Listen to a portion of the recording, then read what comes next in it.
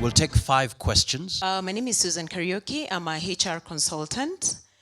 I'd like to ask Mheshimiwa, the issue of EACC works very well for the public sector.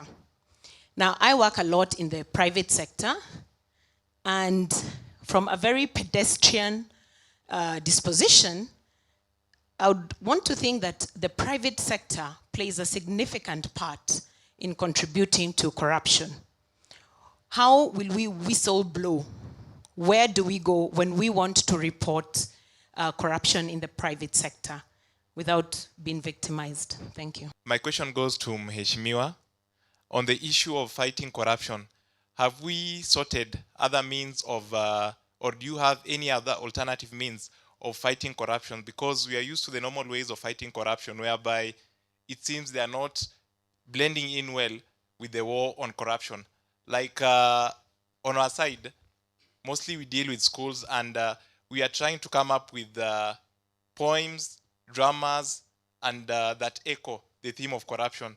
Has the government sorted any other way in which they can be able to fight corruption? And it should start from the lower level going upwards, because it seems that now trying to fight it from up becomes a difficult problem because it doesn't end anywhere. My name is Onyancha Evans, the good Onyancha. There is one in prison. Yes, a contractor. I've been doing it for the last 20 years. And I wonder whether there will be any contractors in heaven, because they have challenges. Why I'm saying this is let me put it this way, we pretend a lot. The fact is, we know who is very corrupt. We see it everywhere. We see it on the roads. And I don't know whether really we are tackling that problem from the point we should. Let me give a very example. Just 5 minutes ago, I have a truck which has been arrested on the road. And the gentleman is a city council guy who says you're overloading and all that. And I'm told, send us 1,500 or the vehicle goes in for whatever number of times. Are we saying that we don't know that's happening? So the thing is, the problem we have is we do not have a situation where we can give evidence. You know, you'll be told, yes, that corruption happened, but give us the evidence. So there should be legislation to allow us to prosecute somebody without evidence, maybe, if it works. I'm a student at Daystar, and my question goes directly to Eunice Muthoni and also Njeri Kenny. I'm a staunch advocate of ethics, and I have a problem with ethics. I just did my ethics unit last semester, and my problem is ethics is really taught very well in terms of theory, but what are you doing as practitioners to make sure that ethics is practiced practically for us as students before we leave school? Because I think majorly why people engage in corruption is because really we're taught ethics in terms of theory, but we don't really know how to practice it in the market or industry. My question is also directed to Jerry. In as much as you've talked about the advantages of the digital migration and audience and content development, there's still a challenge. We all know it is cheaper to get a Mexican soap on air, but funding a local production, it becomes an issue. And if I get an opportunity, I get even offered like 50,000 per episode, and that is how much will I pay an actor, how much will I pay myself for that content. So basically my question is, if we get these opportunities, will we be supported effectively to create local content? Thank you. All right, thank you so much. So now the guests will respond to the questions. Thank you, Johnston. We're still in the infancy of the digital migration. There's also quite a number of questions being asked, and the answers are not coming as quickly. First of all, you need to realize that the government has placed some regulation that going forward, local TV stations will have to start providing 60% of their content from local producers. So that's going to start happening. I hope it will start sooner rather than later. And that should be able to give you an opportunity to find places where you can take your content. But that being said, and even just generally listening to the audience and asking, what are we doing about the practice of ethics? What are we doing about promoting ethics? The media plays a very key role. But unless all the stakeholders, and when I talk about stakeholders, I'm talking about the Advertisers Marketing Society of Kenya, those who consume, the clients who buy advertising, unless all these stakeholders, Communications Authority, come together, Media Owners Association, Digital Media Owner Association, come together and have stakeholder engagements about how they can level the playing ground, then it will take a while before we can start seeing the effectiveness of the digital migration. And what do I mean, leveling the playing ground?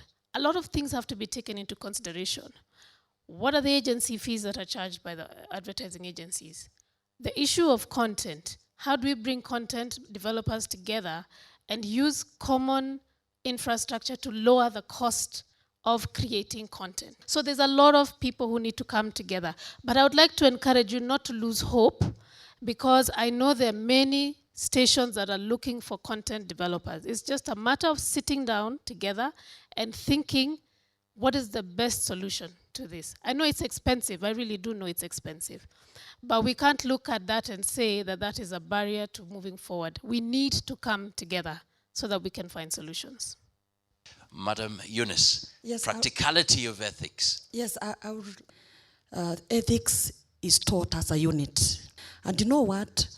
A student can learn ethics and really study very hard in order to pass that exam, but never have it as behavior in his or her life.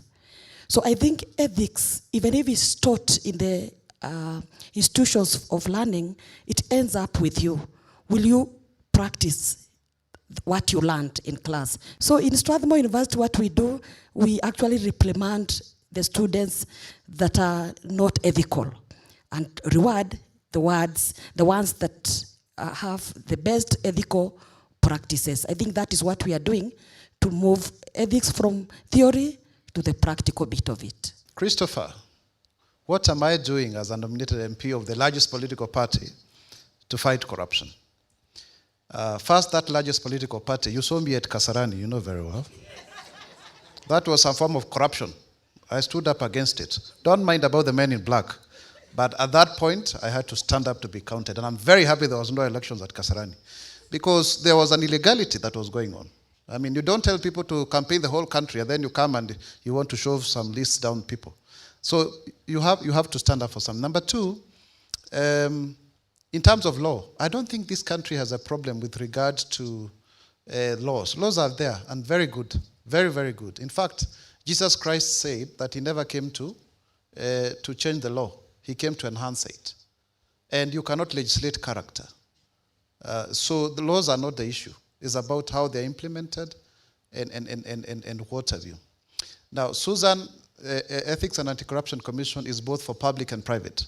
In fact, the people who aid those in government to do corruption are the private sector. Because I myself, as a state officer or a public officer, cannot procure using my own company. So what do? I look for those, like the way Johnson said, who will give me their briefcase companies and 3 other tenders. So if you look at many of the corruption cases, they not only involve the officials, the public officials, but also private entities that help them to procure. So Ethics and Anti-Corruption Commission is actually open to both public and private. Eliud, you asked the question about what are other forms of other ways of fighting corruption? And I want to say that this is a conversation that transcends not just prosecution, but also actually conviction. There must be a concomitance between the Ethics and Anti-Corruption Commission, the Director of Public Prosecution, and the judiciary, which in itself is corrupt. We must confess about that. You can do as many awarenesses as possible. In fact, those who are corrupt like that, every Kenyan knows that we are corrupt, in fact. But as long as there are no prosecutions, then there will be no stop. As long as no head is hanged. Just to wrap it up, thank you so much, Honorable Maura, thank you for coming. Madam Eunice, Mr. Masinde, Madam Jerry, thank you so much. A round of applause for them once again. You remember the coat of arms? The 2 lions, the spears, and the shield. We are the protectors of Kenya. In your simple way, when you go home tonight, just know that you are the protector of Kenya. We are the protectors of Kenya. And I'd pray that we stand up and sing the second stanza of the national anthem, realizing that we are indeed.